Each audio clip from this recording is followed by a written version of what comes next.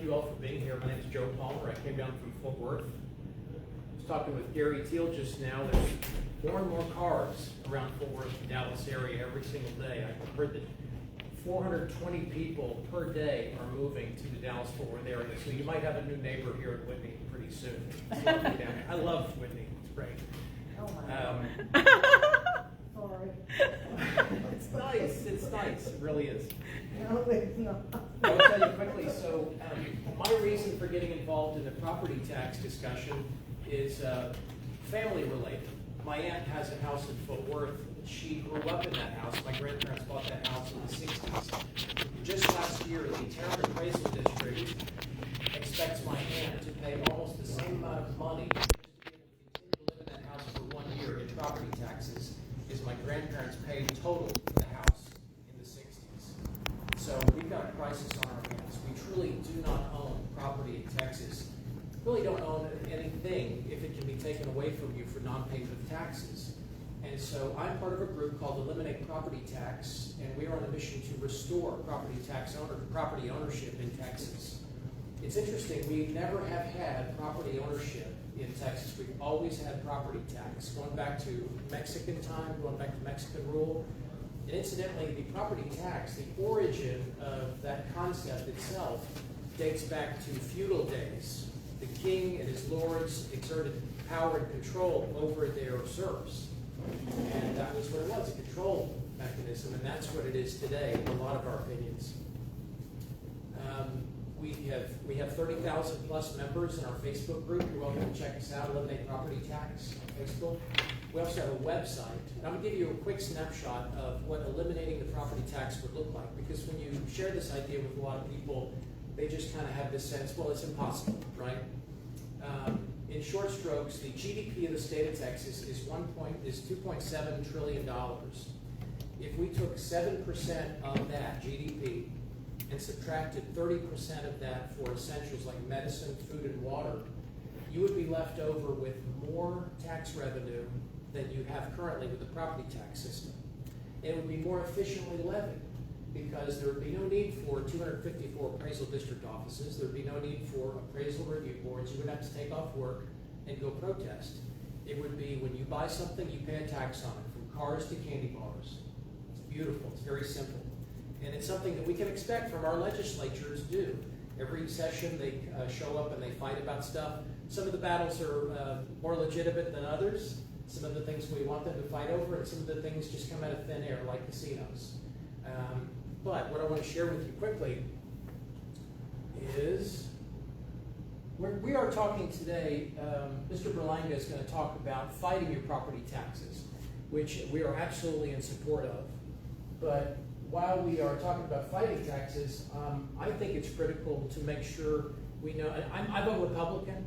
I know not everybody votes Republican, but I've been a delegate to the state convention, so I just want to establish what it is that the party clearly states according to the delegates to those conventions.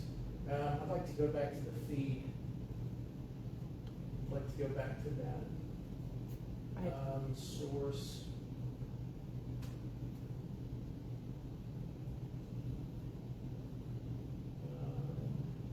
Now I'm from East Texas, so you're seeing evidence. Do you know of how to my get this out, Mike?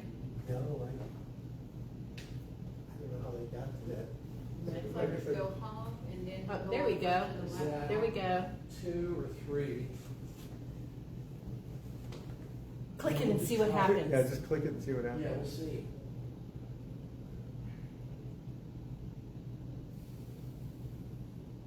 Did I guess right?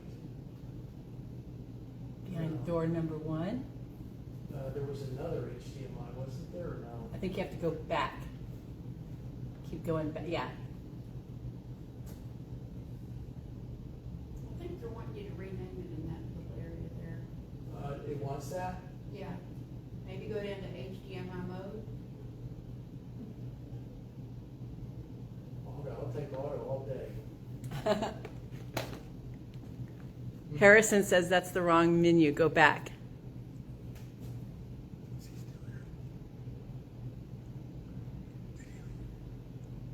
Oh. Computer? Yes. Down, down, down.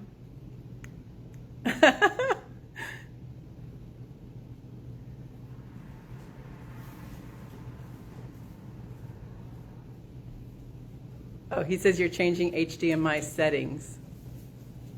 Okay.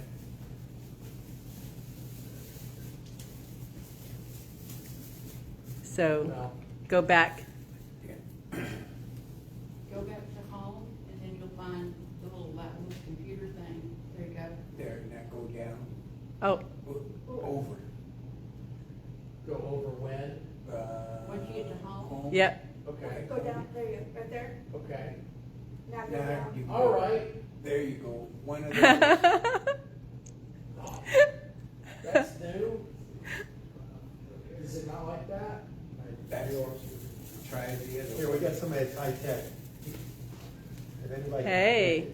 He can. Oh, Okay. there it There is. we go. All right. All he had to do was walk in the room. I'll give you your money Thanks, back, Harrison. okay? Thank you. It's funny, I gave this presentation in Liberty, and when I came up here and I set up the computer, everything went really smoothly. And I got so nervous, and sure enough, it was a different slideshow. I'm up here like, these are my slides. Anyway, okay, what the Republican Party believes about the property taxes. First of all, we don't really remember every single thing in detail about what's come on the ballot over the years, but here are some things that the legislature and the governor over the years has promised and delivered to us in relief for property tax. Because every so often we get fed up and they say, all right, we're going to fix it. We're going to do something. Help is on the way. We've heard that, right? 1992, don't remember back that far very clearly. Lottery. The lottery was going to save the education system. New revenue source to lower the property tax. Did that happen? The homestead exemption in 97 was increased from 5,000 to 25,000. The original homestead exemption, does anybody know where that originated? The Depression. That's how far back that goes. So they increased it to 25,000. And that wasn't enough. So the local taxing entities, school district, fills in any gap or any void that's provided to us in the form of relief by the legislature. The M&O tax, the maintenance and operations. School tax, you got maintenance and operations, you have interest in seeking. INS is going to be your bonds, your borrowing, your bonds. M&O is the maintenance and operations. They reduced that by 1/3. Okay, 04, now we're starting to get recent history. The homestead exemption increased to 25,000. 06, they instituted a franchise tax and new revenue to lower the property tax. So taken from over here to give to over here, it's all a shell game. Homestead exemption, 40,000. You may remember that. I mean, you remember this one. This is a big deal. This zeroed out a lot of people. It was really good for people on fixed income. So give credit where credit is due, or recognize help when it occurs. All right. Now, on the Republican primary ballot in 2018, 2022, 24, we had replaced the property tax system with a consumption tax. This is very clear language. This should be very clear for any legislator wondering what kind of bill we want them to file. At the Republican Party State Convention, this is the largest political gathering on the planet, is the Texas Republican Party State Convention. 5,000 plus, way more than that at the last one, I believe. They voted clearly, demonstrably, to abolish the property tax. It's on the platform, and the platform is the document that we created at the state convention every 2 years. We vote on it as a body, and it's always in there. Now, this was on the Republican Party primary ballot in 2018. This is pretty convincing to me. Texas should replace the property tax system with an appropriate consumption tax equivalent. We're even more upset in 2022. People turn out because they're fed up with skyrocketing. Now, this happens more in the urban counties. Okay, people are just mobbing us, like I mentioned earlier in Fort Worth and Dallas. The construction, the new home construction, is not able to keep pace. For whatever reason, it's not keeping pace, but prices are skyrocketing. So the appraisal district says, "Oh, you've got a nice house here. Give us some money, give us some more money, give us 5,000, give us 8,000, give us 10,000. Well, I'm sick, my wife, my job, whatever, doesn't matter. You will pay that money. More upset, very clear.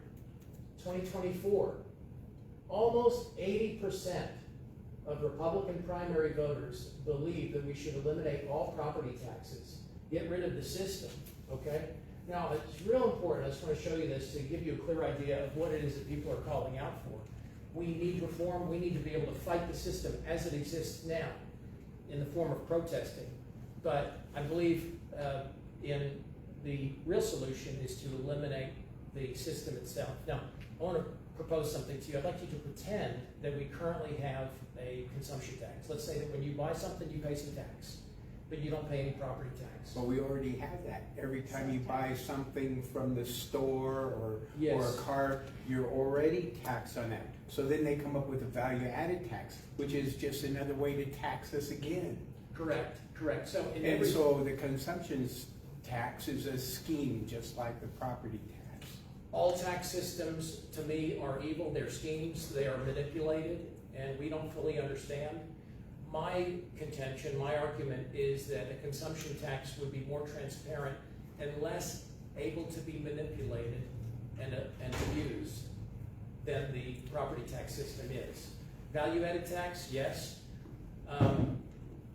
All taxes are paid by the end consumer, whatever the tax system is. If you're a vendor, you're a producer, you're a distributor, you're not going to eat that tax. It goes right to the end consumer.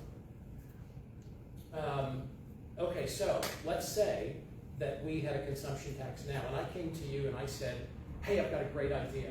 Instead of paying tax every time you buy something, let's change it. Let's just pay tax on the ownership of your home.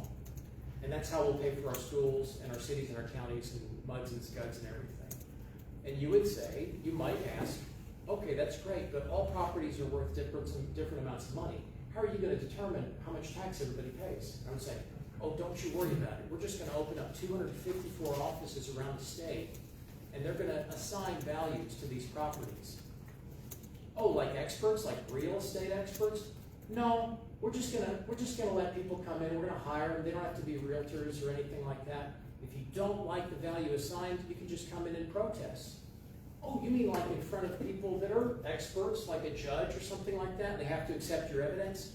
No, we're just gonna let people come in off the street. We'll put them on the appraisal review boards, and they will determine whether or not your case is going to be honored. Your evidence is going to be considered and taken.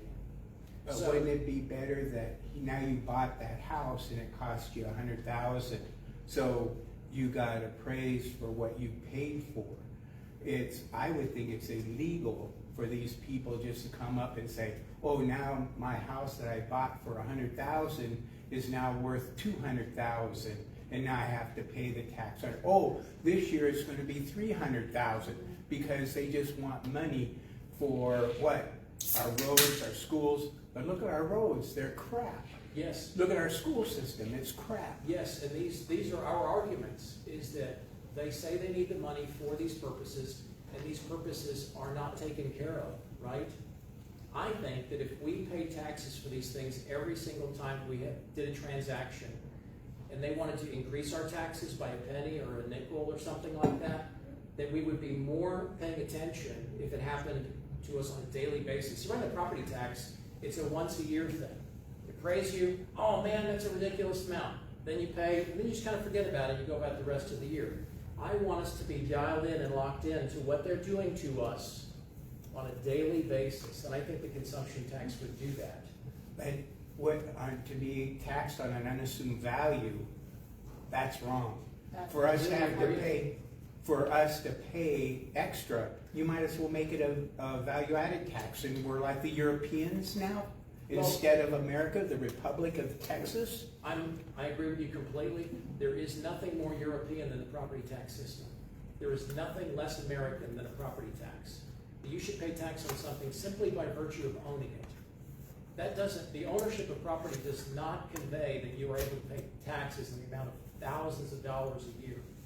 So I would argue that what we're fighting for is an American, a Texan type of a tax system, where your home is protected, where your home is your castle, and it cannot be taken away from you for non-payment of taxes on it.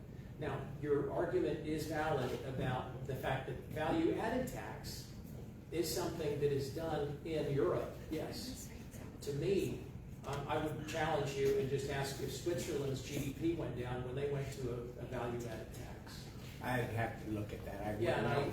It's just that traveling, I was exposed to that, and so that's extra income that you have to pay for. Yes, go ahead. I was just gonna ask, and this is just my opinion, because I was very shocked as a younger woman, that once I got my kids through school, that I had to continue paying school taxes. If my kids aren't going to school, why do I have to pay that tax? I don't know. I think the answer is you are investing in the community around you, and you want other people's kids to. Sign up for that. We homeschool. Yeah. Pay for all the curriculum, everything that goes with it, and still turn around and pay property tax. Hang on, here's your refund. I brought it with me. Oh, good. Yeah, so I've done it for 30 years. one approach, a lot of my friends say, yes, we should support every single one of these exemptions that comes down the line. Widow, veteran's widow, blah, blah, blah, different types of exemptions. And yeah, we're gonna do that, we're gonna nickel and dime them. They're never gonna get to us, they're never gonna get to me. And so some people say, no, we should not support any of these exemptions. We should demand an exemption for everybody, which would be the elimination of the system. It's an ongoing debate. But I didn't want to appear like I'm getting away from your good point about the value-added tax. This is based on data. This is based on a study. Rick Cunningham is an attorney and an economist, and very thorough research. I can share that data with you. But his data concludes that there would be no additional tax paid by people in order to pay for the levy that is currently needed, that is currently levied on us. The consumption tax that he is advocating for would generate more revenue than the current property tax system. It would not rely on any additional tax. So, when we had a property tax system, when it worked, okay, again, going back to feudal times, you'd get in your wagon and you'd go into town and you'd buy a couple of chickens and you'd trade some potatoes, and that would be your day, right? Today, there is a volume, there is a velocity of consumption. You can order hot food. It's dropped from a drone into your backyard in 10 minutes in some places I've read. It's amazing how fast you can buy things. They're delivered to you the next day, 2 days. So it's easy to buy, lots of transactions going on every day. Why would we not want to tax that? Why would we not want to consider that, especially when it represents restored liberty in the form of property ownership? So that's our advocacy. Historically, the property tax is listed, it is named in the state constitution. It's in section 8, and I believe we have some flyers. On the way down here, I was a law-abiding driver, and I wanted to look up whether or not there was property tax explicitly mentioned in the original state constitution. I would highly recommend read the entire original state constitution of 1836. It's amazing. It's different from what we currently have. Now, right now, you guys have all seen the little pocket U.S. constitutions. There is no pocket state constitution. It is huge. It's voluminous. This right here is only Article 8. And how many articles are there in the state constitution? Like 14, 15, 18, something like that? Who's got the answer online? Harrison. But yeah, it's very, very long, and we amend our Constitution all the time. Every other November, we have a constitutional amendment election. So watch for that this November after the legislative session. So we know that it's addressed in the state constitution. The U.S. Constitution just leaves that to the states. So, but that's the constitutional part. And then it's just a matter of what do we do about it. So we talk about the legislation angle. And we're going to talk about the property protesting, the property appraisal value protesting angle. And then we're going to talk about some other things. But yeah, Joe this is basically about what people in Texas are saying about the property tax system. And once you know what people are saying, then you have a little bit more leverage in how you proceed. So we've got bills that are being discussed right now. Everybody know that it's legislative session is going on in Austin. And then, but that's not it. You get the primary session coming up, primary election coming up. So you'll have to take a look at what your electeds are doing and saying about property tax and what they're not doing and saying about property tax. So I'll get out of the way. One final point, thank you, Amy. This is encouraging to me. You can't read this from where you are, but this entire paragraph lists the number of times that it's been amended, that this section of the Constitution has been amended. We're just missing the 17. 17 amendments? No, there's 17 articles in the Okay. state constitution. Is that Harrison? Yes. Yeah, so this is from 1876. This is the original Constitution following the reincorporation of the state back into the Union. But after that, we've got amended 1978, 87, 93, 91, 2001, 2009, 2023, and then some of those were the exemptions that we talked about for veterans, widows, and so forth. But it is possible to amend this law, the ad valorem taxation. So that, very grateful for your time. I'd be happy to answer any questions you may have. And I'm looking forward to learning some things about protesting. Evidently, I don't know everything there is to know about protesting because I don't win when I go in there. I went in there with an appraisal from a certified appraiser, and they pretty much ignored it. So anyway, I bet Mr. Berlanga has some answers to those questions. Okay, So, Mike, you're up. Thank you again very much. Appreciate you.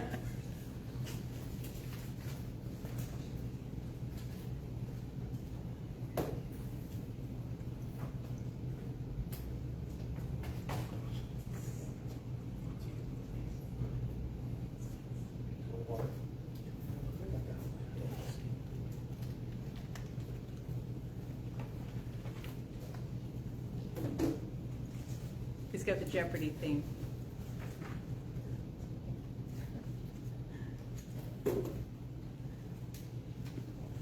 Okay, so Mike's already done this. I don't know that I have. We're gonna wing our way through this. See if, let's see. How we doing? Got one? There we go. Woohoo.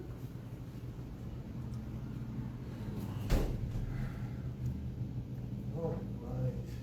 Let's see if we can hold on to this for a minute. How many of y'all done this? I know you said you protested. Anybody else protest? Y'all are regulars. Y'all are regulars. Well, have you gone past the informal stage? Did you go in front of the panel?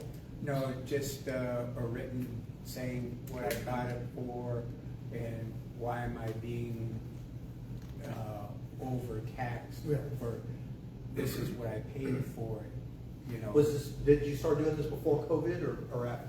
I Before? think it was after, Okay. because I think we weren't taxed at all.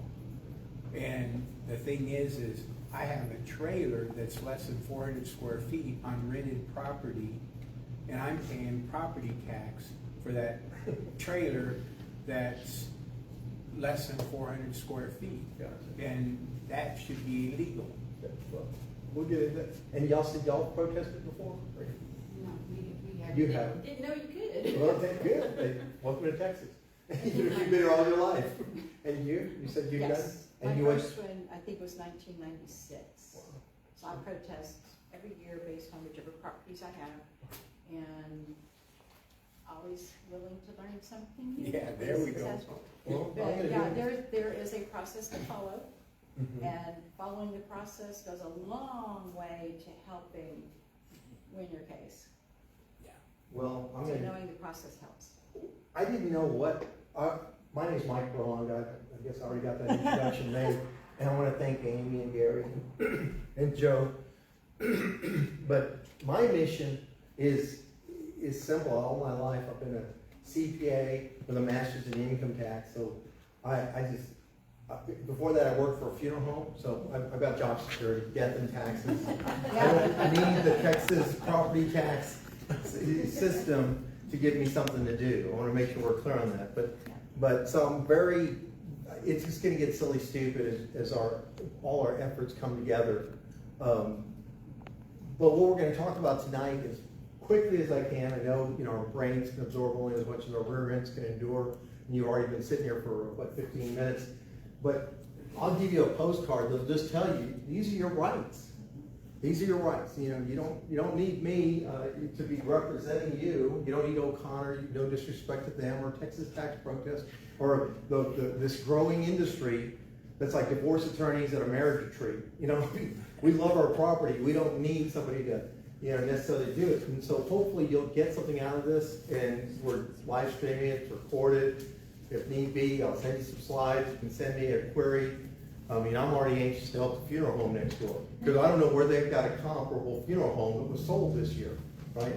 And it's that kind of insanity that has me just traveling the entire state saying, these are your rights. I went to a distillery and I borrowed their brand, Stand Tall and Take a Shot. I don't drink enough to know that, they meant take a shot. But it kind of grew on me, any Catholics in the room? No? Okay, so you know about Notre Dame when they were fighting with Miami and everybody, and so this guy came up with this idea, is Catholics versus convicts. Well, I said, what about Texans versus taxes? It's the same idea. We're united as Texans if we only know our rights based on the law. And the law, as I like to say, I'm from San Antonio, anybody basketball fans, what happened last week? We had March Madness, right?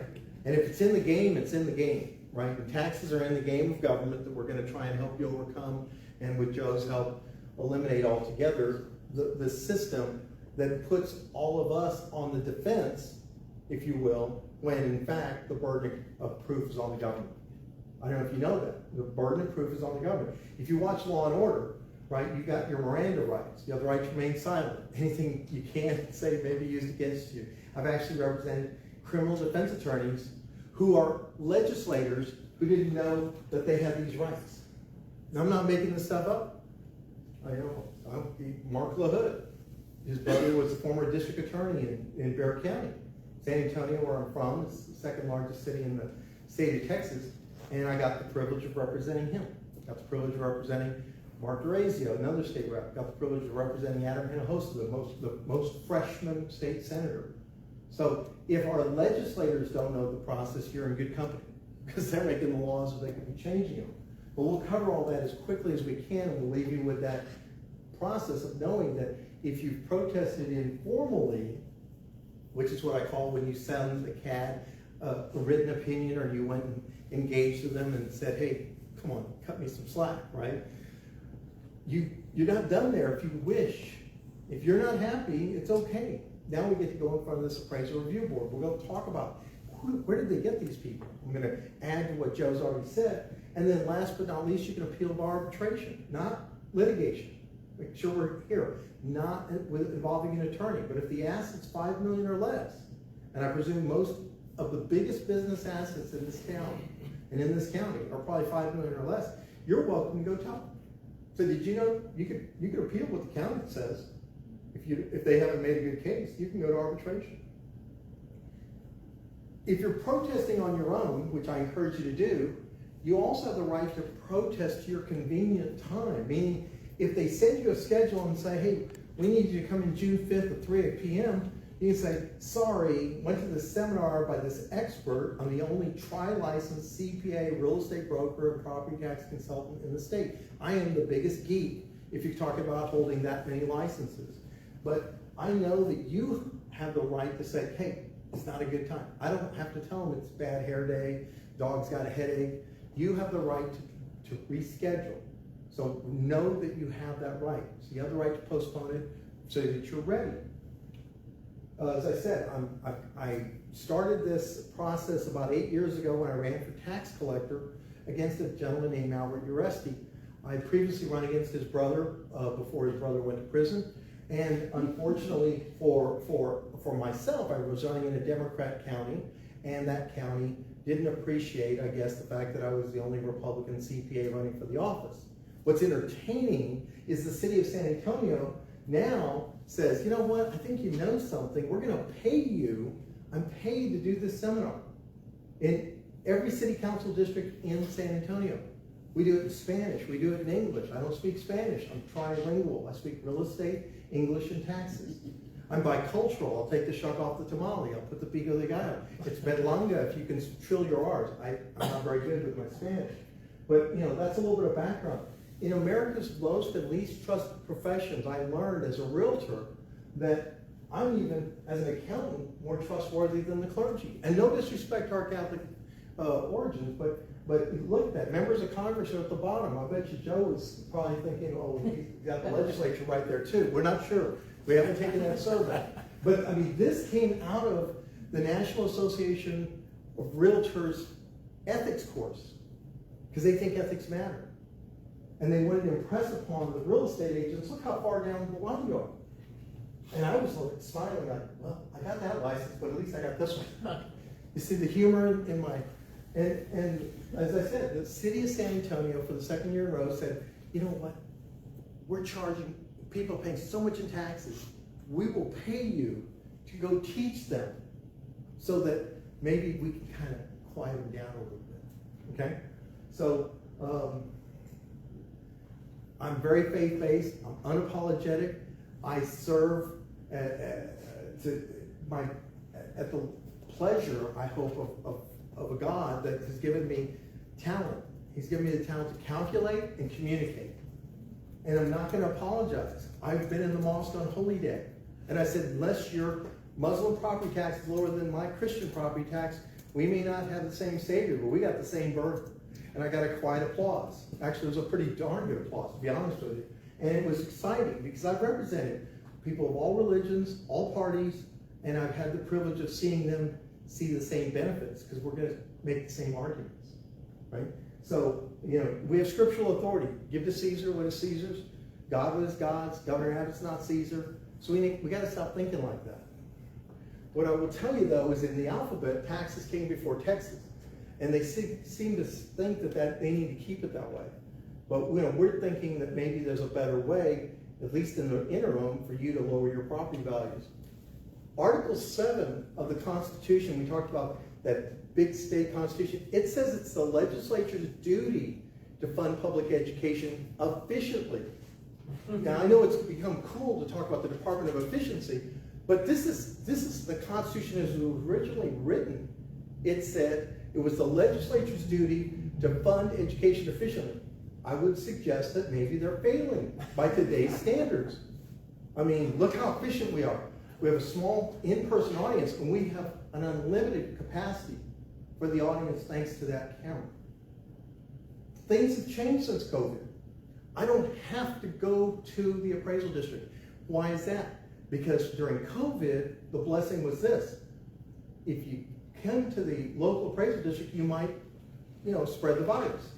So we're going to shut the doors until the Attorney General said, oh, no, you can shut your doors, but you cannot deny people a hearing. Give them a telephone conference. Let them do it by writing? Fine.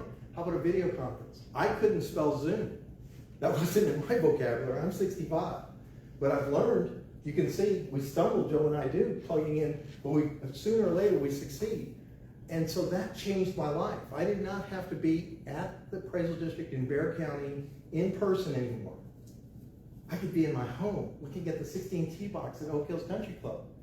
And I could be talking to somebody in El Paso. I could be in Brownsville. I could be in Texarkana. I've literally done it driving down the road when I accidentally hit the Zoom and I meant to do a video, an audio conference. And they're probably thinking, oh my gosh, I hope he doesn't have an accident. I said, I know my evidence so well, just go to this page. So I'm trying to empower as many Texans as possible. Take it to the government. Say, no, I need to see the evidence. But the legislature's duty to fund public education efficiently has been abused by the suggestion that the comptroller should send a property value study to the Hill County Chief Appraiser. If the Hill County Chief Appraiser was here right now, she or he would be nodding. That, guess what? The comptroller issued a study and they have to validate it within 95%. And if they don't, then The comptroller reserves the right to penalize the school funding. You see the end around that's being played? That's the law. I'm not making this stuff up. 95%. Now, I graduated from high school in 3 years, graduated a real dumb class. I was out of there in 3 years and I was at the top of the class. I was co-valedictorian. I didn't have to make 95s to make A's. Why is it that the chief appraisers become the scapegoats for the responsibility of the legislature? It's the legislature's responsibility to fund education. Oops. And so keep that in mind when you engage the appraisal district, that we understand. It's not your fault. You're carrying out the direction of a comptroller who's issued a study with the threat of penalizing the school funding. That doesn't sound very popular, does it? No matter how we fund it. You know, we want to do something right by the schools. But Article 8, think about this. Back in the day, it must have been two ranchers that got together and said, you know what? We want to make sure everybody can speak English and calculate math, right? And so let's fund a free and public education. And you know how we're going to do it? We're going to tax everything. They have the right under the Article 8 to tax all real property and tangible personal property. If this was your business and you turned it upside down, anything that fell to the ground like these chairs and these tables would be taxable. That's where the government's going to go next as they continue to raise our homestead exemption and quiet a few of us down, maybe our disabled vets, bless y'all. But that is not going to change what Article 8 is doing. And it's empowering the government to use the appraisal districts to just wreak havoc on owner-managed businesses. And I hope somebody's listening, because nobody's talking about those businesses. As I said, I'm a CPA. It stands for cow parking attendant, because that's my cow. You know, if I have enough cattle on my 122 acres, I don't pay as much taxes as those who might have the one house and an acre that I do have to pay taxes on. So, you know, I really do have a passion for this conversation. I mean, the Texas Taxpayer Bill of Rights, which you may not know exists, gives us the right to contest a decision. So for those who don't look to scriptural authority to motivate them to feel empowered and inspired to do it, there's your legislative authority. And if you want some judicial authority, I love this quote by Judge Learned Hand. Tax avoidance is not tax evasion. You're not the criminal. The burden of proof is on the government. So don't let that cause you to feel some exaggerated sense of guilt for suggesting that my property's not on the market, I haven't made it ready. Like most of us that drove here today, if you were offered an opportunity to trade in your car, what would you do first? Clean it up, tune it up, detail it, right? I would suggest most of us have the same situation with our real estate. And we haven't painted it recently. There may be some work that needs to be done. Keep that in mind, because when they compare you to something that has been sold, I presume you got with a realtor like me, and I gave you some ideas to how to shine it up. So it's not really fair. Why is it that this conversation is going on? I told you about my trial licenses. CPAs don't value properties. So even those helping the smaller managed business file a personal property rendition next Tuesday, we know how to take historical costs and depreciate it, but we don't do valuations of real estate or even equipment or personal property. Realtors generally don't advise us to this process that I'm teaching you tonight. And the tax consultants, have you gotten a solicitation? Oh my goodness. I got a solicitation on my home, and the 3 homes they used to suggest that I was overpaying weren't even in the same zip code. And I'm in the big city of San Antonio. I mean, I've got homes lined up like this.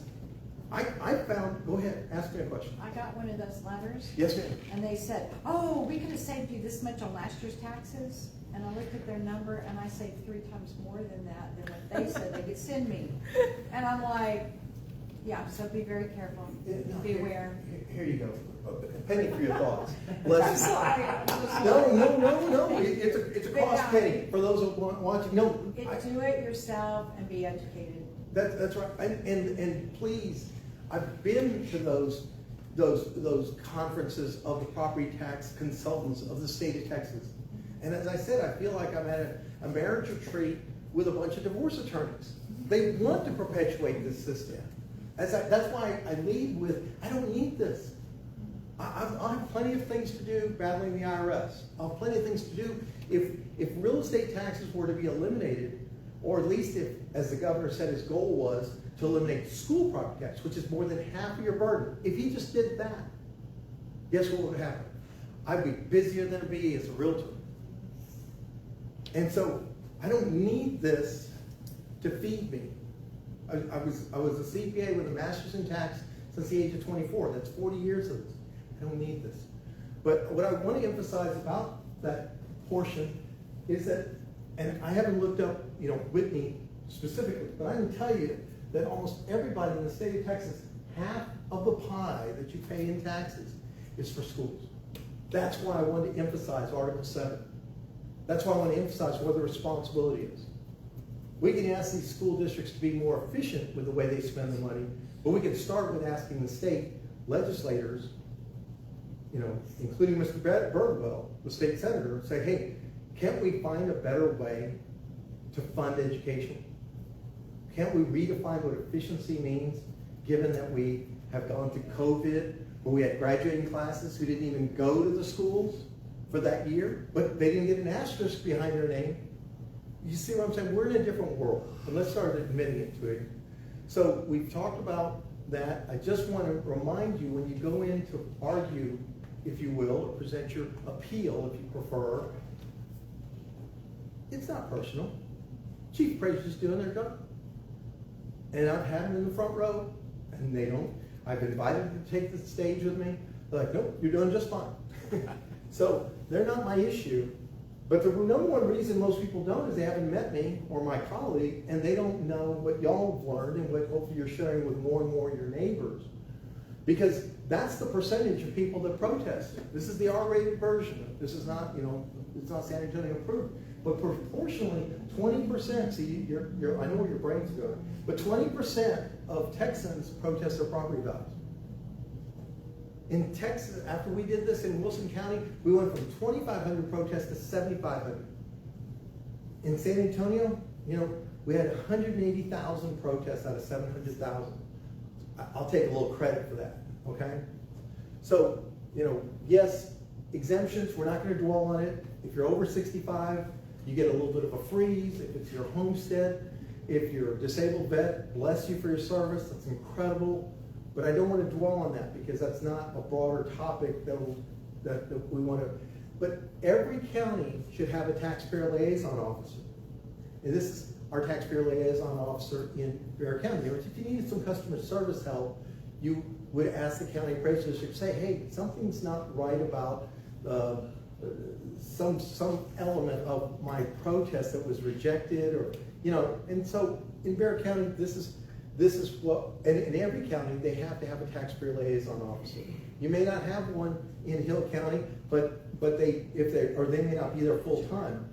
But if you have a problem and you're not quite getting past the front desk, ask for who's our taxpayer liaison officer, and I'd like to know who it is if you need some help. So here's the calendar.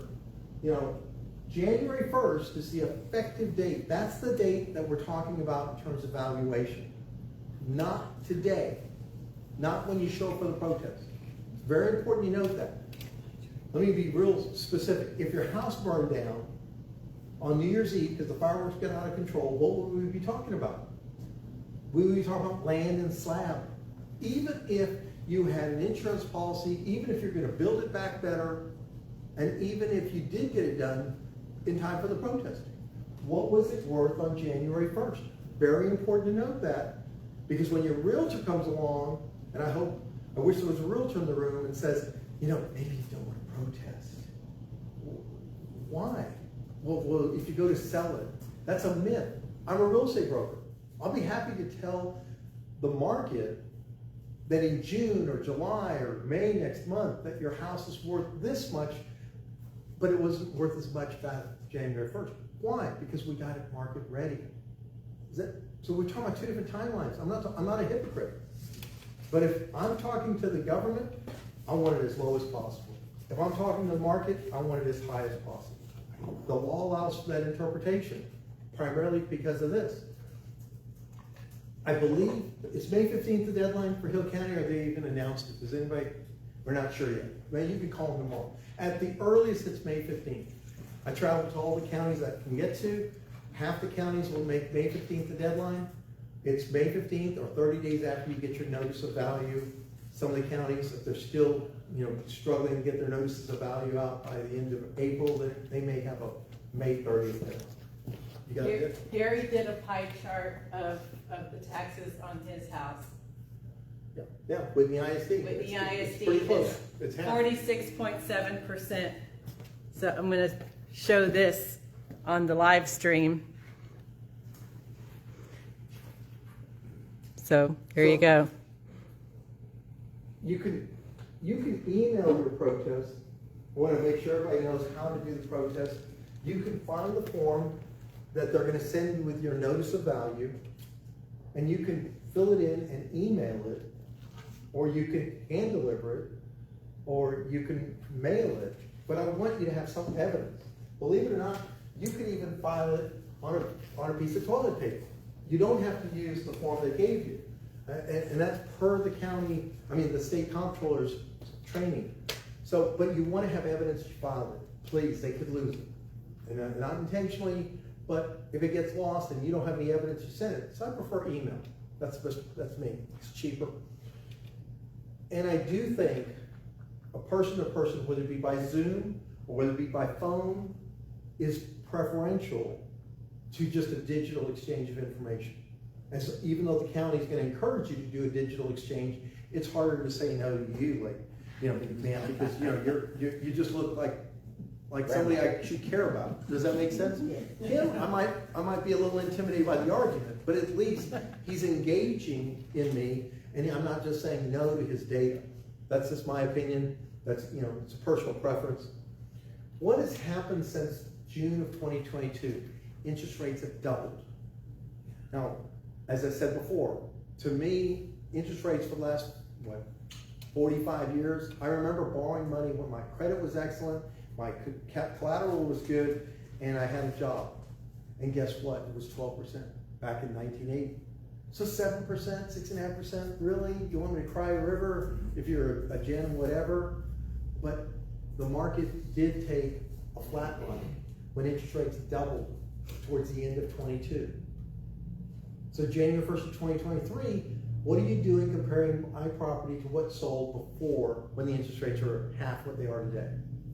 In January 1st, 2024, same thing. January 1st, 2025, maybe we're seeing a little bit of movement. But you don't hear this bit about California moving in and everybody's being bought up that we're hearing during that auction period. So be mindful if they're going to go back and grab a comparable that isn't around that effective date. Our effective date's January 1st of 2025. Does that make sense? Because in the rural counties I've run into lots of times, we don't have the data. So we're going to go back 3 years. Well, that's another world. That's another time. There's the evidence. This is where the interest rates were January 1st of 2022. Look where they were January 1st of 2023. Below 4, above 6. And it just continued. So let's revisit what we've discussed already. The comptroller's form that perhaps is associated with the notice of value. The notice of value, watch this. In Bexar County, you can't read this. You don't need to. 5 times we tell people in Bexar County, this isn't a bill. Don't worry about it. Right? And so you see how we lull 80% of the population to sleep? Hey, guess what? The property went up in value. But don't worry about it. It's not a bill. Throw it away. See ya. And instead, what they should be doing is pointing out the fact that in that notice to protest form, you don't have to be a helicopter pilot to figure this out and how to fill it out. But if you note the ones that except for Wilson and Bexar County so far that I've seen, that are using the comptroller's form, when you fill it out, one of the things that you need to be mindful of is that they're going to ask you, what do you think your opinion of value is? Right? How much have you been drinking? I saw you leave the bar. Hey, wait a minute. Unless you're going to give me a breathalyzer test, it's not relevant how much I've been drinking, how much I drank, how long it's been. No. I'm not going to give them an opinion of value. The burden of proof's on the government. Let them make the case. And I'm also going to ask them, please provide the county appraisal district evidence. You can just put, please provide CAD evidence. That's all you got to do. But if you don't do that, in the 252 counties that don't make it so obvious that they gave you a little box to check, then it's like going to the hearing with a knife that's a gunfight. You're not ready for the data dump. You're not ready for that expert to walk in the room. Are you a registered appraiser? Yes, I'm a registered appraiser. And you're just the homeowner. Well, maybe the homeowner knows a little bit more about the home than the appraiser. The appraiser doesn't have the time to go to your home. You wouldn't let them in if they did. Yes, ma'am. Real quick. Okay, live stream people, I zoomed in on those parts. So everybody screenshot this part right here. Okay, I'm going to zoom back out. Thanks. No, I appreciate that. And again, the comptroller's form says very clearly, you have the right to do it by written affidavit, which, as you can tell, I rank it as my fourth option. Maybe after tonight you'll say, you know what, I don't want to go in person though. I got better things to do than be sitting around there. And some counties don't even tell you, if they don't have your hearing within 2 hours, you have the right to demand that they reschedule it. But I avoid that by asking them for a telephone conference, because I have a face for radio. I realize that. Tonight we're making an exception. But by video conference, you can also ask them, hey, I want to Zoom. Can you offer that to me? And believe it or not, because of COVID, the blessing is they're becoming a little bit more technologically accessible. And for me, oh, that's huge. Because I don't have to be there for that hearing. But I get to be heard. And I think everybody should be heard. So, we like to say Bear Appraisal District, you know, but I think what's made better is that our form looks like this. We actually have it in red. Don't forget to check the box to request the evidence. I mean, how friendly can we be? You know, and to further the point, we give them a red box and say evidence requested. That's all you got to do. So when I tell you, please put down, please provide CAD evidence, I hope it's a gift, but in Bexar County, they gave it to us because we had such a friendly chief appraiser who was fed up with the system that even though he got 16 offers to go into the private sector, when he retired, he said, I'm done. I'm done running this game between the legislature making promises and suggesting they'd accomplish something, and then he's the bad guy. I literally put my hand on his head when I interviewed him in front of the Christian Chamber just to make sure there weren't any horns, and I didn't find any. So I know he's not the devil because he had the courage to say what I'm telling everybody else. Ask for the evidence in writing. If you don't put it in writing, they don't have to give it to you. They can wait and then surprise you, trap you, feel entrapped, data dump you. That's what's going to happen if you don't ask and not volunteer what you think the property's worth. I mean, there's a second coming, but before that happened, you can do it by Zoom, right? That's how Jesus might have done it. In Wilson County, and I don't know Hills County's numbers, but this is a rural county. They had 8 appraisers for 40,000 accounts. Do the math. That's 5,000 properties per appraiser. Has anybody done anything between January 1st, the effective date, and mid-April when the values go up 5,000 times? Maybe your heart beat 5,000, but I'll bet your heart even skipped a beat, right? So even our heartbeat wasn't that perfect.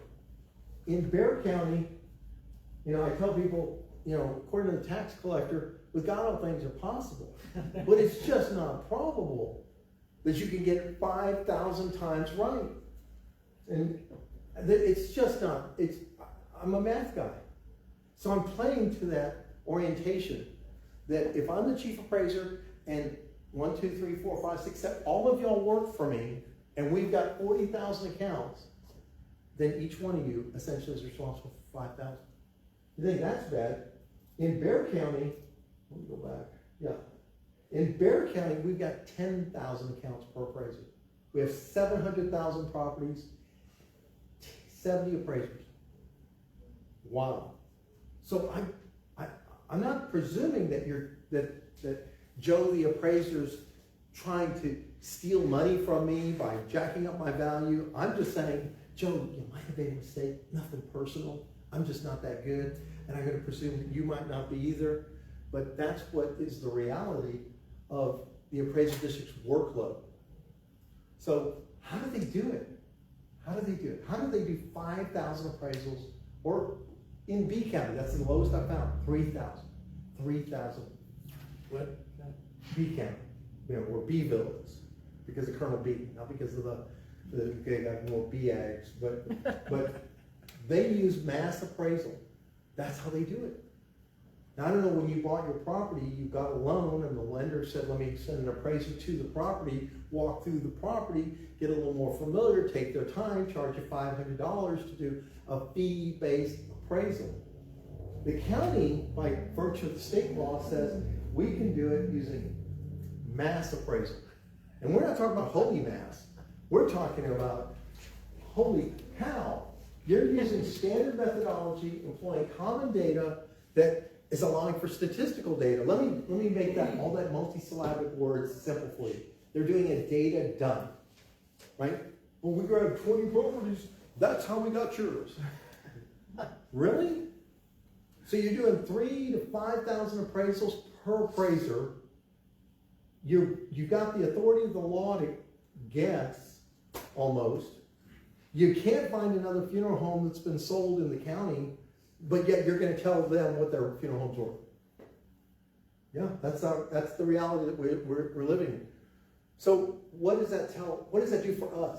Right, I'm on our side. It says, maybe they made a mistake because they didn't know that I had some maintenance. They didn't know that maybe you have some functional issues. What's a functional issue? I'll show you later where there's a property that is in a floodplain. Comparing it to a property that's not in a floodplain would suggest that you haven't considered the functional issue that I can't use as much of my land if I'm in a floodplain, or if I'm on a noisy, busy street and you're comparing me to the quiet properties. You name it, it's the challenge is theirs. Location issues, right? We always say location, location, location. I'm on the golf course. Now, if I'm making an argument for my value, I point out that there's an alley between me and the golf course. But if you're buying my home, it's a beautiful view. So we inform, we educate, we get inspired, and we persevere through this process.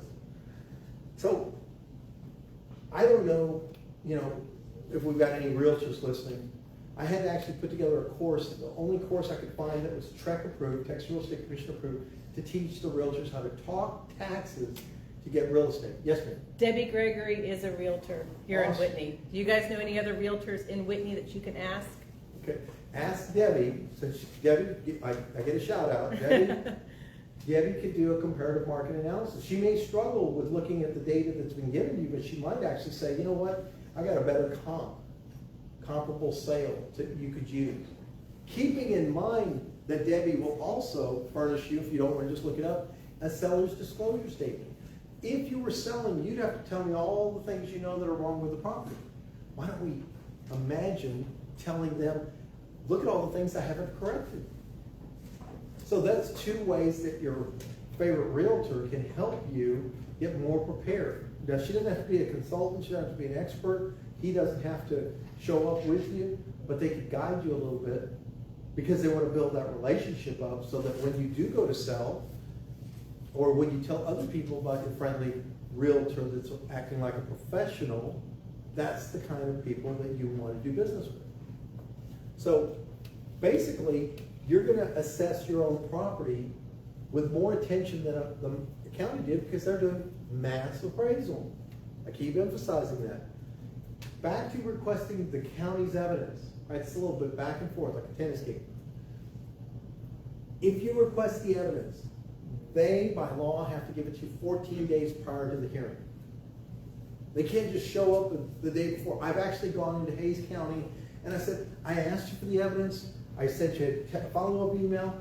You never sent it. Oh, no, Mr. Berlanga, it's all right. Let's go over here. Here's the evidence. And I said, well, that's great. I guess we're going to reschedule, aren't we? Oh, no. No, because, you're here, and we got the hearing scheduled. And I walked in, and I'm no lawyer. I'm not represented by in a court of law. And I was a little nervous because they asked me, so Mr. Berlanga, would you like to go first or second? I said, I'd like the county to go first and acknowledge that they didn't give me the evidence until 15 minutes ago. And therefore, they shouldn't be allowed to use that evidence in this hearing. And they said, okay, Mr. Berlanga, is that true, Mr. Appraiser? And the young man said, that's true, we're overworked, blah, blah, blah. So then you don't say anything, and let me talk. I said, Mr. Berlanga, what would you like to say? I said, well, I've got a comp I'd like to show you. They said, you only have one comp? I said, well, actually, I had 3, but I figured the more I give you, the more he's going to try and enter in on rebuttal why my evidence isn't as good. And away they went. They said, you know what, we're going to rewind this back to the previous year's value. We're going to wipe out what they were suggesting. They haven't made their case. Thank you very much. So this means something to me. So we talked about the county's evidence that you're entitled to. What does it have? Well, first of all, it's got a data card that says this is what your asset is. It could be wrong, right? You might have torn down that shed. Yeah, you might have a roof line that isn't as big as the air-conditioned space. You see, so sometimes they get that wrong because they haven't been on your property. They're not necessarily referencing the house that you built 20 years ago. I've actually had homes that were built, say, 10, 15 years ago, and the measurements were wrong. And then we had to impress upon them that it's a mistake. Just because you have a roof and just because you have a slab doesn't mean a 2-story home has twice as much square footage as the first floor.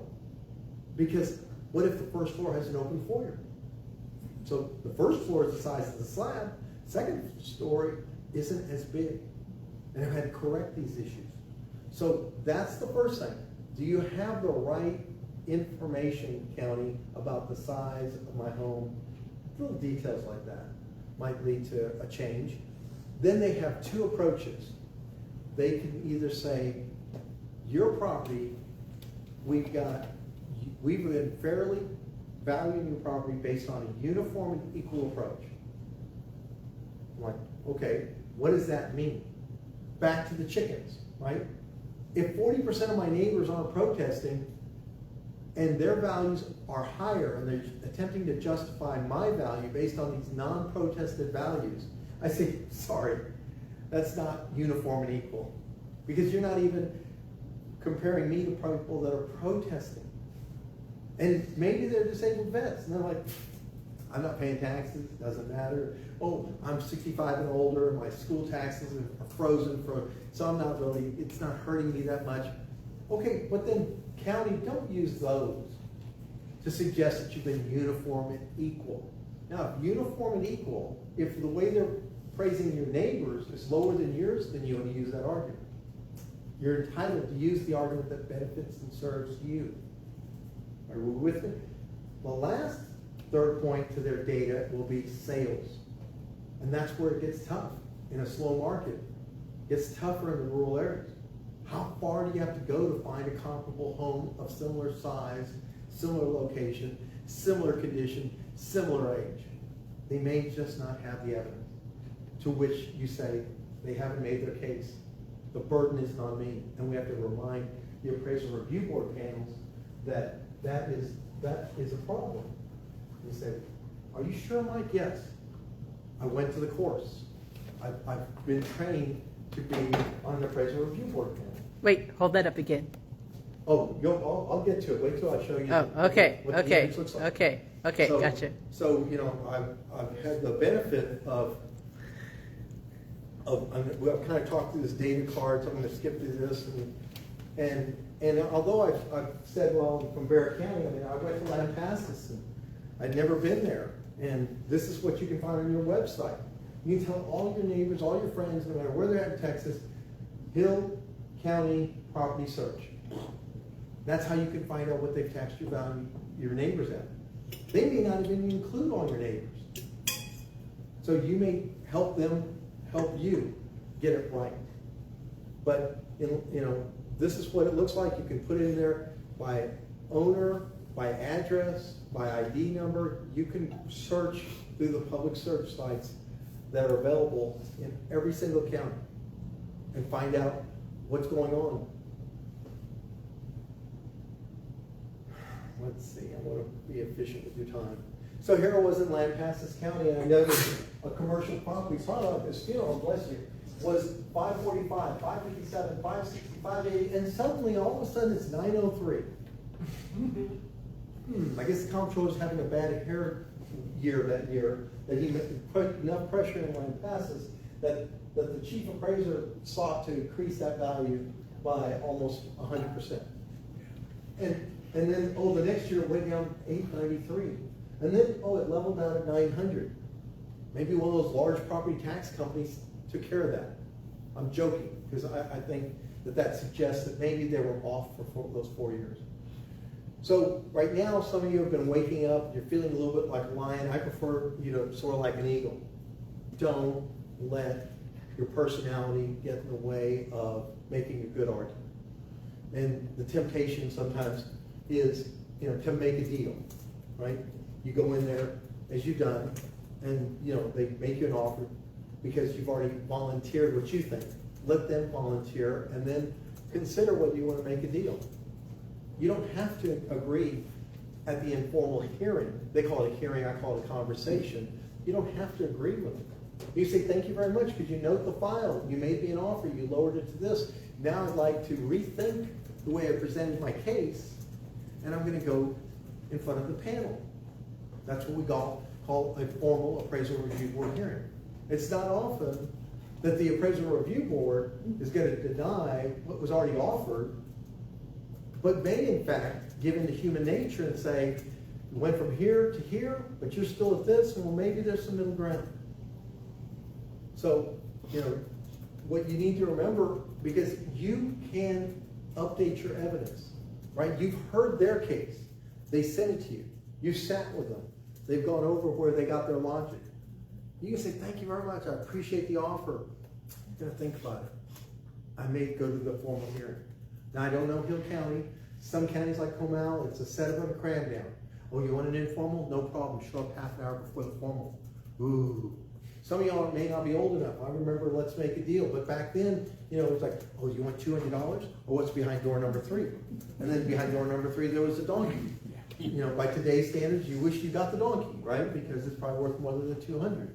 But step 2, if you go in front of an independent citizen board, as Joe was saying earlier, and I'll affirm it, trained only in hearing procedures to hear disagreements. These people are not real estate experts. I know.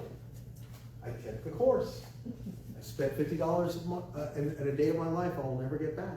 I'm sitting there with all this education thinking, what am I doing here? God, I know you have a purpose for my being here. So I said, okay, if this is what they look like, why would I have such an image? That's so disrespectful. One time somebody was sitting in an audience and they said, I can't believe he said that. I sit on one of those panels. I said, well, I've never been in front of your panel. Maybe y'all are all awake.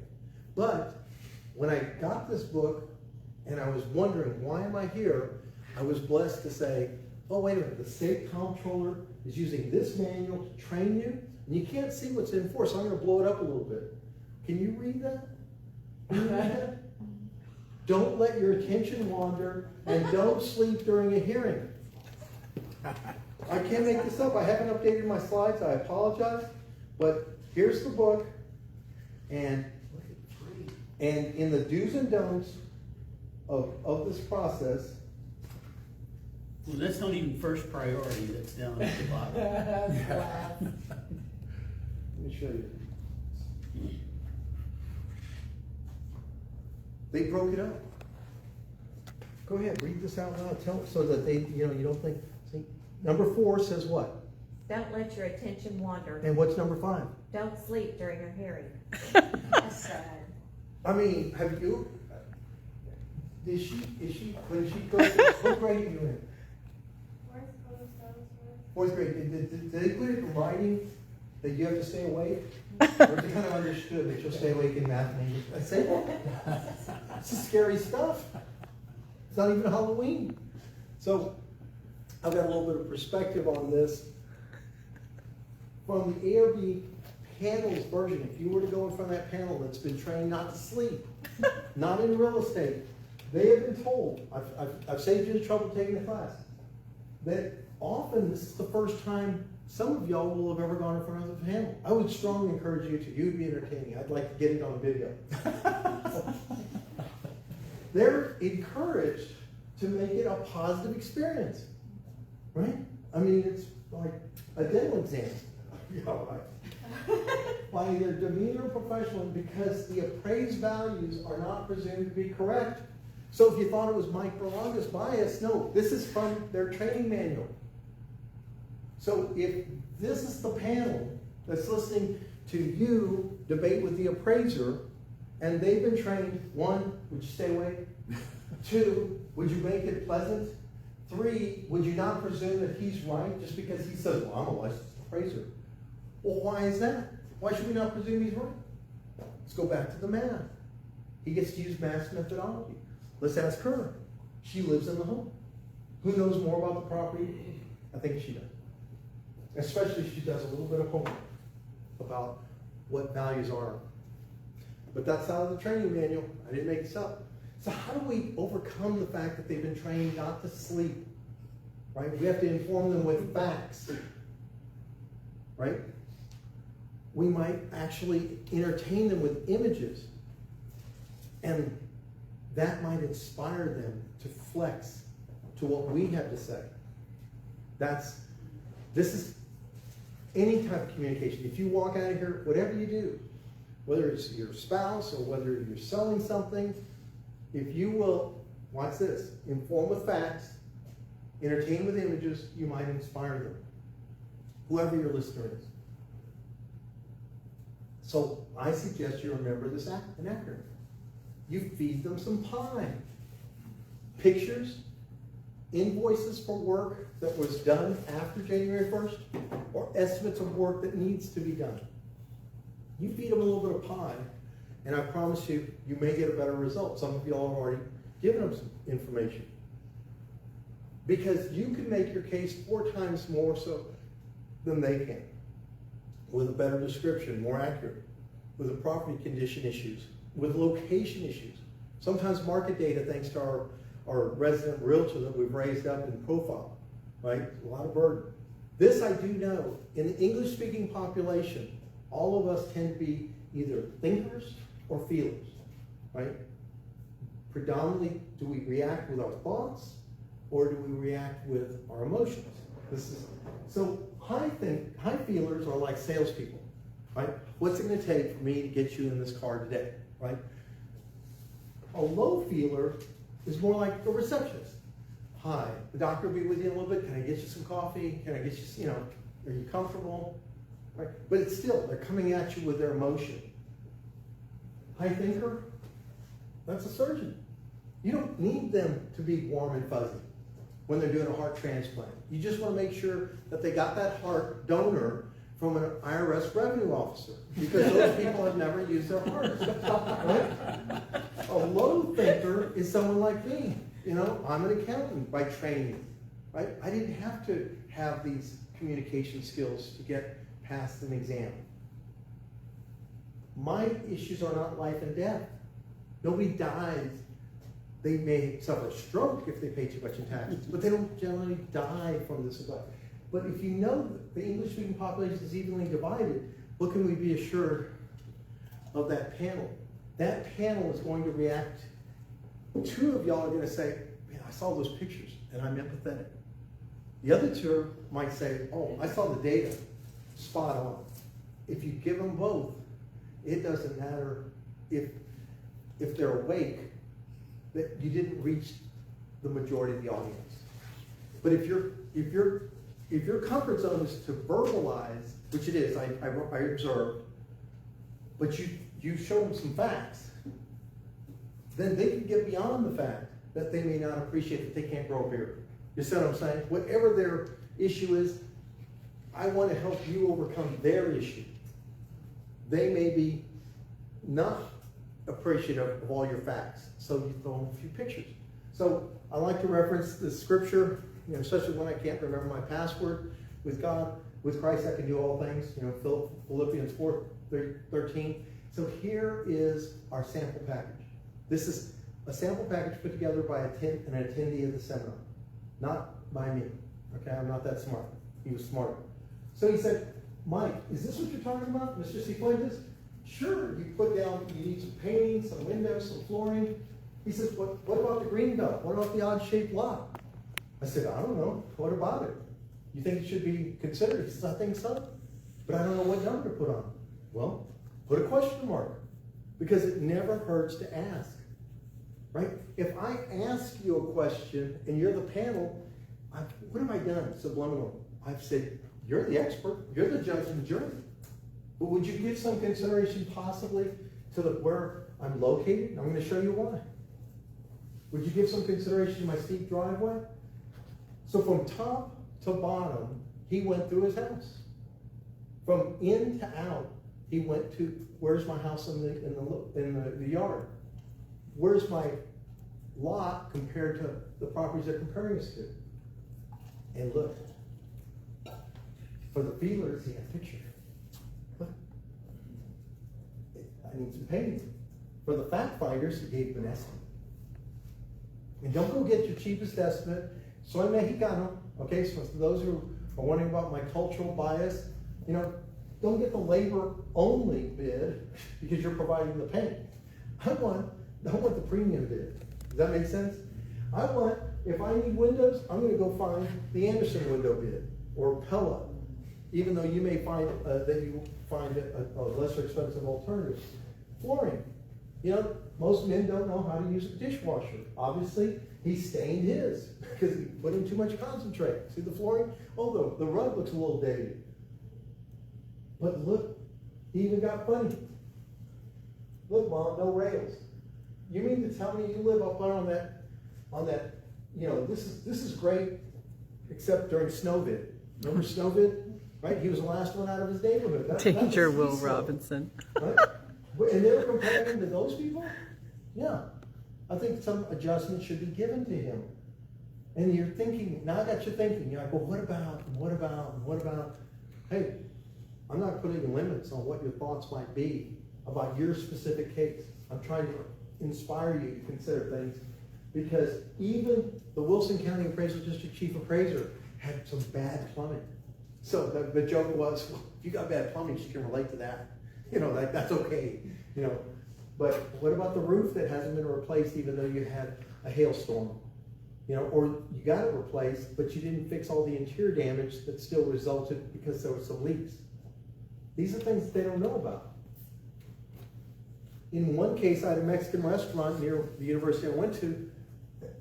It wasn't located in the medical center. If you've been to San Antonio, we've got this incredible medical center. We've got military hospitals, we've got university hospitals, we've got private hospitals. Don't compare a Mexican restaurant on the deep west side to something in the medical center. It just doesn't compare. It doesn't compare to a Mexican restaurant that's on Interstate 10 with, that serves a great chicken fried steak. I wouldn't eat Mexican food there, but it's called Alamo Cafe. I certainly wouldn't compare it to a Taipei restaurant in a higher end neighborhood or a seafood restaurant just because it's named in Spanish Laguna Madre.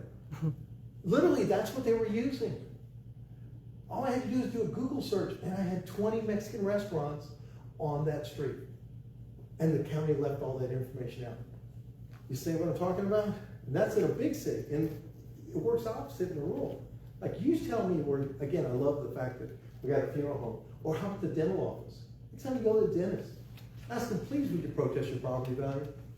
Because unless there's been another dental office building sold recently, you're probably overpaying. Maybe you could, give me a free cleaning for the good advice I'm giving you. So in this case, Mr. Cifuentes' home is on this large lot. Except what I told him was, that's an inefficient use of real estate. So just because it's larger doesn't mean, he's got a rectangular home like most of us do. But I didn't find that that's a value.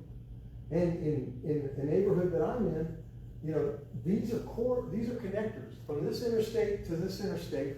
Traffic flows down the street. Traffic flows from downtown to the north side on the blue lines. So don't tell me that you're gonna compare this property on this blue line with some property that's in a quieter part of the neighborhood. I'm just stimulating thoughts that allow you to make the argument that your home is unique and it's where it's located is unique. So you need to know what's going on in your neighborhood that might be an argument. In Mr. Cifuentes' case, he's right here and he's next to a green belt. Look what that looks like. I mean, that's a good place to, you know, break into his home, right? Exit out the back and get on the interstate and get out of there. Now, if I'm selling his home, it's a quiet part of the neighborhood. You see how it works? But we're selling the county hamburger. If I'm going to market, we're gonna sell steak. Okay, so you're gonna point out these, in El Paso, I was in El Paso, I love showing this. That's the Freedom Wall in the back. That is on the border. They have to use barbed wire just to slow down the pathway that enabled some of the immigrants to cross over across the roof. You're gonna compare that to something that's 3 miles in? It's a real situation. So it never hurts to ask. Whether you like this guy or not, he wrote a great book. Doesn't hurt to ask. Never hurts to ask a question, you know. And I'm not gonna go through a commercial presentation, although I'd be happy to show you that sometimes the assumptions that are made about income and expenses are just that, potential income, but you know, estimated vacancy. This is not always based on real numbers. In this case, these numbers were so off that when we went to arbitration, which is the third step, the county handler said 600,000. We asked for 390. The arbitrator gave us 391. Said it was a 98% error. County's here, we're here. And I'm not talking about the county's notice of value. This is the county's notice of value after they heard the arguments by a taxpayer represented by a professional advisor. And to your point earlier, if you had not protested that and the value had stayed at 6, they would have used that as a comp against someone else. And that's why I encourage disabled vets to say, look, you gave your life for this country, or were willing to, give a little bit of time. And go tell, and if they need a self-motivated reason, not a selfish reason, say, what happens if you go into hospice, go into retirement home, you leave that for your relative, that exemption's gonna go away. And all those years that you didn't protest become a burden to the next user. What if you turn into a rental because it's got this low interest rate, but you weren't protesting? You know, I like to say we protest through the process, and then we protest with our vote. This whole system. Hopefully you feel like Joe and I, we've never shared the stage, but you feel like I'm trying to say, if it's in the game, it's in the game. Right now, property taxes are in this game of funding public education inefficiently. But I want to go, before I get to wrapping this up, land alone, for those of you that are going to talk to some of your friends and neighbors, land alone, what are we talking about? Size, shape, topography, you know? Are they using comparable properties of size, shape, and topography? Don't compare my 100 acres with 10-acre parcels. It's not fair any more than you compare, you know, buying it by the dozen with having somebody make you a taco, right? It doesn't compare. But here's an example. This property has this beautiful view, but it's up on a hill that you'd have to scale it. So bless you. I called the appraiser, and I said, guess what? You need to go see this property. I said, you need to get some fresh air. And I said, I promise you it's $1 million view. Like, that's kind of odd. I said, yeah, go see it. Calls me back the next day. You didn't tell me to wear tennis shoes. I nearly broke my neck. That's the point. If I take a bowl and I have it right side up, we can put a lot of food in that bowl. But if I take a bowl and I turn it upside down, we can't get as much cereal in there, can we? No, you even know that, right? I bet you make A's because you know the obvious. Yes, it's $1 million, but the property was like this. It sloped. So it's not as usable because the surface area is like a bowl turned upside down. So we've got limiting issues in some cases, like in the case of this gentleman in Gonzales. This is actually Interstate 10. Right, oh, it's on an interstate, must be worth a lot. This is the red line, this gerrymandered piece of land, you know, that's got an odd shape, also has a floodplain running through it. I drew those pictures, drew those colors. And they said, Mr. Berlanga, can't he build in a floodplain? I said, sure he can. If the county will give him a permit and assure them that they're going to bring emergency response, if an insurance company will insure it, if a lender will loan him money. But unfortunately, his name is Jesus Garcia, not Jesus Christ. He can't walk on the water. This is what he has to deal with occasionally, even in drop conditions, you know. So what we need to do is to remember, now that you have a strategy on how to intellectually approach it, now let's talk about how we manage our communication. Be polite, be pleasant, be positive, be respectful, be prepared, and be genuine. Just be yourself. But don't go first. They're going to ask, would you like to go first or would you like the county to go first? And I always love it when there's a woman on this. Let the lady go first. But I don't care. Lady, man, you go first because I know what, if Joe's the appraiser, I've already met with Joe.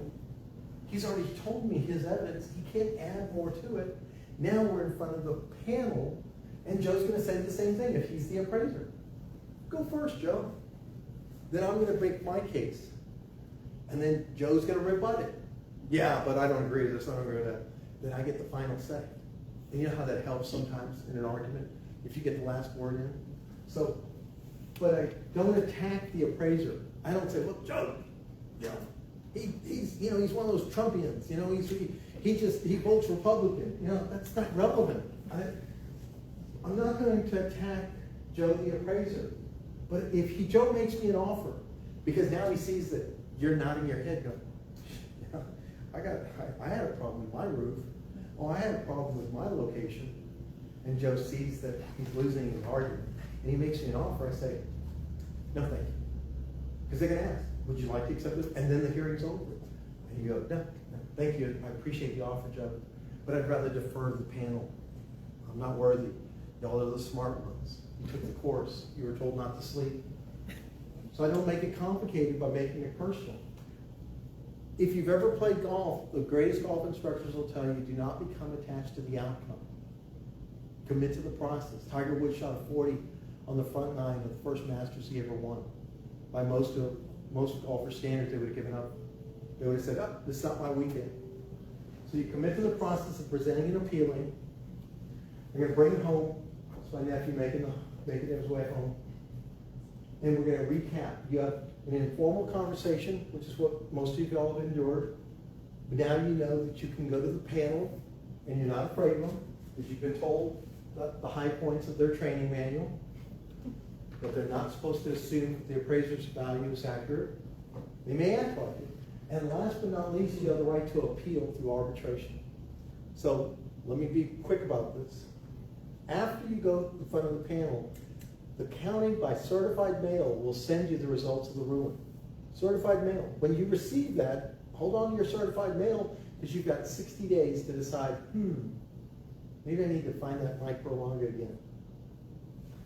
What do you think about going to arbitration? Well, let me see. Send me your facts, send me your ruling. The chief appraiser of Bear County told me, after I found that he had no horns, he says, Mike, you're giving away all this information for free. You should at least be an arbitrator. So I took a course in arbitration. So I took the course there. I'm a geek. And I said, he says, well, are you going to be an arbitrator? You're going to put your name on the registry of the comptroller where they assign cases to hear, independently? I said, why do I want to pick winners and losers? I like being with the winners. I know it's stacked against the county. I prefer property owners to pay less taxes. So I learned the arbitration process. And when Mr. Cifuentes, sitting there with his wife, and I was not even in the hearing, except I was behind the camera. Imagine he's on the Zoom. And they asked, would you like to accept the appraiser's offer? Because initially they said it was worth $320. The appraiser, seeing that you saw his evidence, right? The picture. The appraiser goes, I'm prepared to offer 300. That was his rebuttal. And so he looks at me, and I said, all the third base gyrations, because I'm not in the hearing, I've been sworn in. I mean, and he did something that every wise man knows to do. Take note, Gary. He looked at his wife. She was looking at him like, I'm just here for the fun of it. But then he got the message, and he said, no, I'm not going to accept the offer at 300. So then we defer to the panel. We'd like the panel to rule. Because if you rule, you've preserved my right to appeal through arbitration. If I allow you to rule. Worst case is I'm going to agree with John, because he's the expert. But then they go, Mr. Cifuentes, he's got some good evidence. How about 290? Not how about, they just ruled. They make a decision. Yeah. So 290. So then we're done. We close the book up. He goes, what else can we do? I said, oh my gosh, I created a monster. Isn't it enough that you lowered it, 320 to 290? You got to tell the appraiser he didn't know what he was doing? I said, if you must know, you have the right to appeal to arbitration. But you then have to tell them at arbitration, before you get into the arbitration, you have to tell them, I think it's 240 in this case. Why? Because you have to establish a midpoint, like a tug of war. If the county's at 290 and you say 240, 265 is the midpoint. And whoever wins doesn't have to pay the arbitrator. The arbitrator's fee is $450. $50 goes to the state, arbitrator gets $400 to give you all the time in the world to hear the case. You go to the county, they're going to give you 15 minutes. You, the appraiser, the whole process, it's drive-through justice. They couldn't be more efficient than McDonald's. But if you go in front of an arbitrator, they'll be like, take your time. Yeah. You got an hour. I'm getting paid $400. I'm fine. If it took me $200 to schedule this, I made $200 an hour. Arbitrator, in his case, you saw the evidence. Nothing changed. Arbitrator said 260. So Mr. Cifuentes goes from 320, says, no thank you, Joe. I'm not going to take you 300. Panel says 290. He goes to arbitration, he gets 260, and has the satisfaction of saying, it's been nice playing the game. Oops.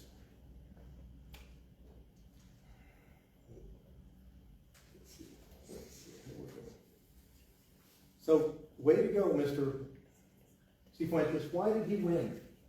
There's 3 R's that are taught in this manual as to reviewing evidence. Is the evidence relevant? Was it reliable? And is it the right thing to do? Does it make sense? Sometimes I've used that argument. He is the qualified witness. He knows more about his house than the appraiser did. He was clear and convincing. Picture, facts. Picture, facts. Location. He followed this logic. That's Mr. Cifuentes. I mean, if that doesn't inspire you, that Joe Smith, Mr. Cifuentes, then I don't know what else to tell you. Anybody listening on stream, sitting in this audience, all he did was do what we said to do. I did not represent him. I didn't put on a coat and tie. I didn't, do my thing. And he allowed me to show people that, look, in the years before this, although you can tell some of those property conditions weren't something that just happened, he had been at 302, 307, 310, then he get to 260. What did that do for him? The following year, the county, without ever going to the property, suddenly says, oh, it's 361 this year. I'm like, well, guess what, county? Too bad, so sad. You could only go up for taxable purposes 10%. So he won, and he won again. In the words of our president, he got tired of winning? No. Then he convinced them that he was a disabled vet, and now he's laughing all the way to the bank. But this is the process with maybe a few memes that you'll appreciate. So if you haven't filed for your exemptions, or you know somebody that hasn't, tell them, please file. And that may include, watch this, a surviving spouse. If you've got a homestead exemption and somebody dies, you better go tell them. Because they may pull it with the presumption that you left the home and it's not just a rental property. But file for your exemptions, file your notice of protest, what you got there. This is from the comptroller's site, residence homestead exemptions. It's a one-pager. Anybody can find it, comptroller's site. I printed some out for here, but I mean, it's like, yeah, general residence homestead, age 65 or older, disabled veteran with home donated by charitable organization, 100% disabled veteran, surviving spouse, of U.S. Armed Services member, surviving spouse of a first responder, disabled veteran. So there's a lot of them. Use what's on the battlefield to help you in your home. If it's in the game, it's in the game. So you might want to show that. You might want to make note of the deadline. Remember, if you can just get a date stamp, whether it's by email or otherwise, you've got it into them.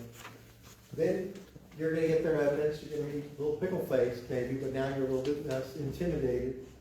Then you have the 1, 2, 3. Go to the informal hearing. If you don't agree this year, like you did in prior years, you just say thank you. It's been a pleasure. I'll see you at the panel.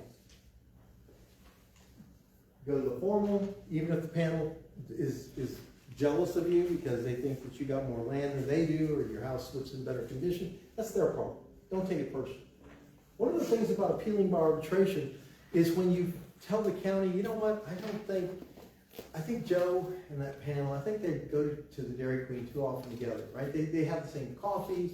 I feel like they're kind of, even though they say they're independent.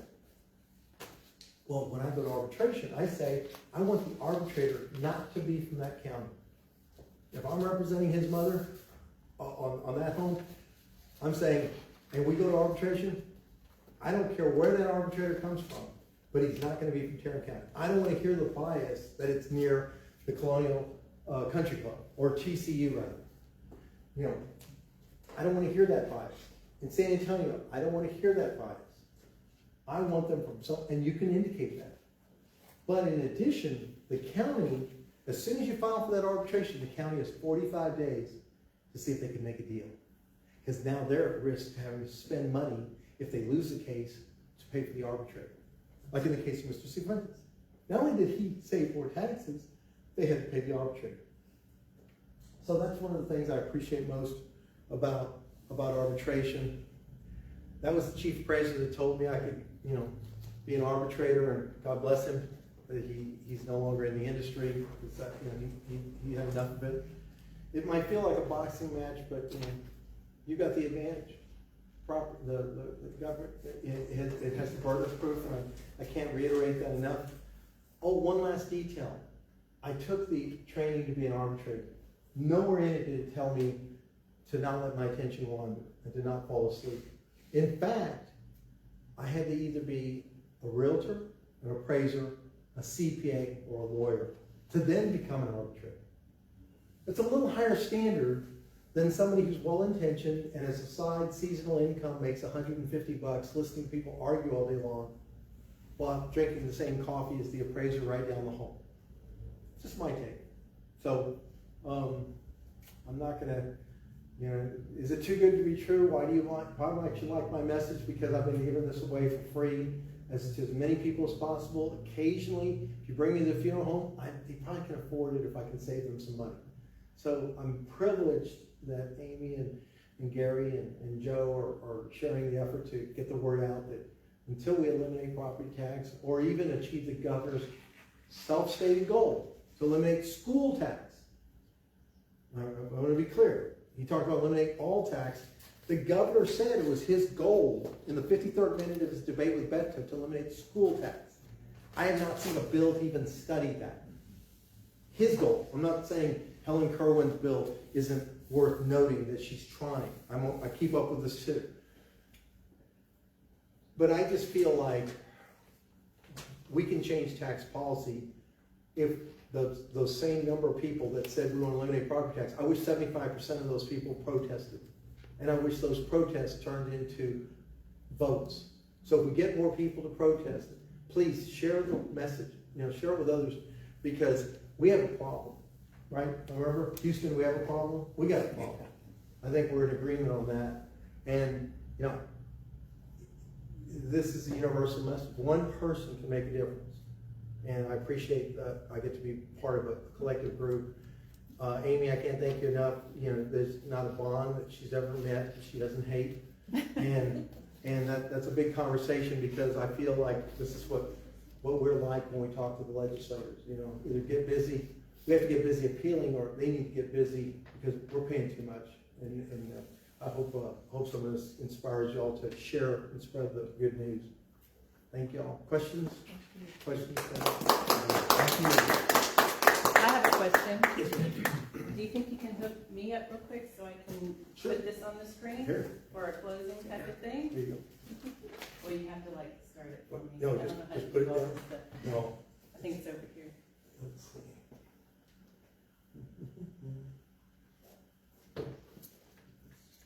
Plug that in.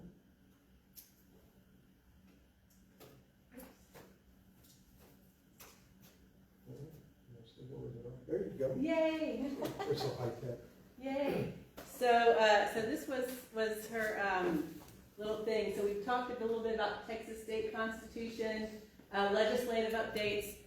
If you've never used Texas Legislature Online, that is a very good tool for finding and tracking bills that are happening right now. Committee hearings, when they're coming up for stuff.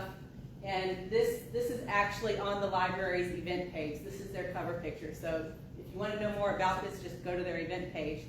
County appraisal districts, what they are, what their role is. They're doing all these appraisals. Protesting property appraisals. Thank you guys, Joe and Mike, for mentioning all this and going through all this stuff. We've really only got about 20 minutes. How tax rates are adopted could probably be a whole nother workshop. But I wanted to share this little thing with you guys. This tax phase chart. Let that load. So everyone likes to think of tax season. There isn't really a tax season. Taxes take an eternal vigilance effort. Every year, every day of the year, something is happening with the property tax process. The appraisal phase, January 1 through May 15th. And you heard him talk about the deadline to May 15th. You protest this phase at the state level because it exists. Okay? You're going to need to contact your state reps, your state senators, the governor, abolish property taxes, engage in the primary election process to recruit and elect new state authorities that will work to reform or abolish this issue. The equalization phase, how you protest everything. This is where the appraisal roll is certified. How do you protest this part? At your county appraisal district. You want to know your state constitutional requirements and your limitations, and Mike just went through all of that for us. The assessment phase. This is where you protest at your local taxing entity level. You want to check your CAD listing for all of the applicable jurisdictions. You saw the pie chart that he was showing. So it's not just the school district, it's not just the city. You've got all these other little jurisdictions that have their fingers in your pockets. And you want to find out, well, who's in control of that? Who's setting those tax rates? When does that happen? And who do I need to talk to get those rates lowered? Because we hear a lot about, this is very popular in the school districts. Oh, well, we didn't change our tax rate, your appraisals went up. That statement is so popular that the state had to adopt truth in taxation laws so that they have to tell you what the real comparable is. Because when they set a tax rate of $1.04, it's not the same as the $1.04 they adopted the year before. Every year, the tax rate is basically wiped out and recalculated and adopted anew. So they have to have an entire process that shows you what the no new revenue rate or what the rate to maintain is. That is what your comparable rate is. I tend to liken it to a collar on a puppy. So they put a $1.04 collar on this puppy. And I'm saying $1.04, but that's how tight the collar is. Then the puppy grows, like your appraisal grows, right? And then you find out well, we really kind of need to lower it, or you need to loosen your collar by 6 centimeters or so in order for the puppy to be able to keep breathing. And they loosen it by 4 centimeters. They lowered your rate. But it's still too tight because it's not enough to be comparable to fit around the neck. And there's a lot to the tax rate adoption process. But at the end of the day, in these tax calculations, there's a whole tax calculation worksheet that every taxing entity has to go through. They already know what the appraisal values are. They know what those changes are. And they know in the notice that they will have to put out because of truth in taxation laws how low they can reduce the rate to where it does not increase the average homestead. They know this before they adopt the rate. The buck stops at the dais of your electeds. But it's a lot easier to get mad at the appraisals because they're not elected. They don't have to answer to the taxpayers. So for years, decades, Texas Municipal League and Texas Association of School Boards have done a very effective job of shifting the blame on your tax bills from your electeds in the community to that appraisal board. And there are a lot of problems with the appraisal districts, absolutely. But at the end of the day, the buck stops with your electeds. Von Ormy, we all have a common friend. They were able to get their city tax rate down to 0. So when the appraisals went up in Von Ormy, how much did the city property tax increase? 0. 0. And that's not necessarily easy to do everywhere. But everybody should be working towards that. Until we can get stuff eliminated, get it lowered. So, you've got the assessment phase, and we'll probably go ahead and do another workshop on the tax rate calculation process. Like I said, it's 7:47, so we'll try to wrap this up a little bit. The collection phase, there is no way to protest the collection phase.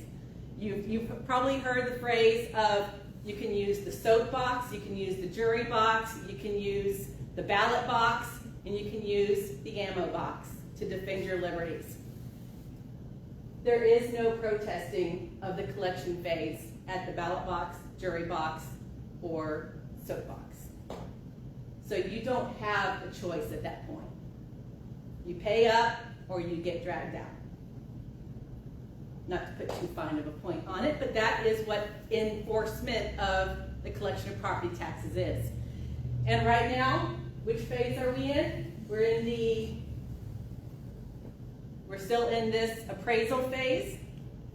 So things are starting to pick up. This summer, we will start seeing all of your taxing entities do budget workshops. You should attend those. Your city budget workshops, your school district budget workshops, your county commissioners court budget workshops. You should go listen to how they want to adjust their budget. The things that they're saying they have to spend money on and have to fund. Because that budget is going to decide what tax rate they adopt. By law, they have to adopt a budget first and a tax rate that will meet that budget. So start with your budget and then get your tax rate and then look at that notice and it will tell you how low can they go? How low can they go and still meet what they really need to meet? So I'm going to go ahead and stop there. I did print these out, and there's a cute little property tax cycle that's a circle, just to kind of reiterate, we don't get a break. We do not get a break. Every day during the year, there is something going on that you need to be ready to learn or exercise your ability to impact others on.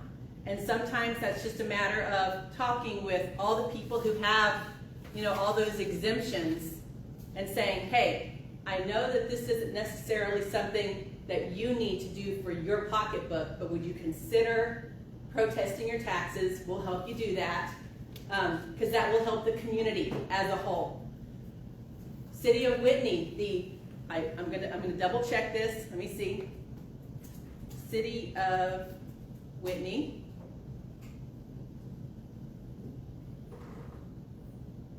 getaway capital of Texas. So Whitney already raised the property taxes by 18%. So $100,000 home, $102 extra on top of what they were already paying. And where is it? Is it under community? Oh, here it is. 2,118 residents. The median household income in the city of Whitney is $37,000. $37,000 is the median household income. So when we're talking about please help get property taxes lower for everybody around you, it makes a difference. It makes a big difference. The median home value in Whitney, according to Zillow, is more than double that. It's $214,000. Well, this is the median household income. Right. Yeah. You're not affected by pennies a day or $100 a year. It's $200 a year Right. on average. Yeah. So people, the city of Whitney just adopted a city exemption for property taxes. And, Gary remarked, it's really only like $30 a year. When you're making $37,000 a year to feed your family, that $30 can be a week of groceries if you play your cards right. So every bit helps. Every bit helps. But yeah, so let me go ahead and stop this. Thank you, Facebook. Thank you, Harrison, and everybody else that's been messaging me on this. Thank you, Mike and Joe, for coming down here. And just by way of what's coming up next, on Sunday, the library is hosting a poll watcher training for the election. So as far as property taxes go, you have an election coming up this month. April 22nd through April 29th is early voting, and May 3rd is the election day.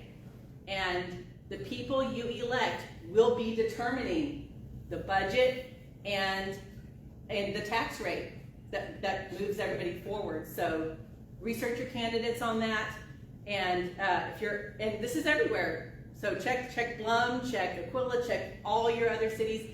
Let your friends and neighbors know, because this is election season all across the state. But there's a poll watcher training happening here Sunday. We are looking for poll watchers for City of Whitney and Whitney ISD. And that's just about helping out in the election. So let's say something about Constance, who reserved the space, and yes, she Constance is a very good friend. We had lost track of her for while she was off Facebook, but found her here. And she's done a great job. She's at the ER right now in Waco dealing with some other stuff. So thank you, Constance. And what time is it? 7:53. Any other questions?